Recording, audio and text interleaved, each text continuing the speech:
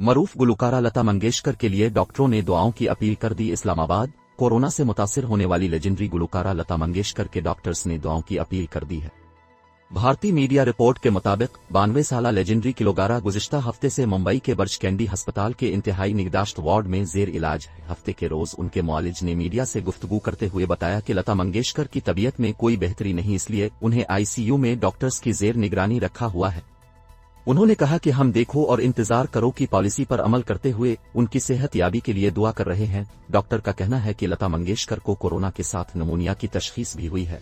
उम्र और सेहत की वजह से उन्हें आईसीयू में रखना बहुत जरूरी है। वाज़ेह रहे कि लता मंगेशकर को 11 जनवरी को कोरोना मुस्बत आने और तबीयत बिगड़ने के सबब मुंबई के अस्पताल मुंतकिल किया गया था, जहां डॉक्टर्स ने सेहत को देखते हुए इन्हें आईसीयू में दाखिल कर लिया।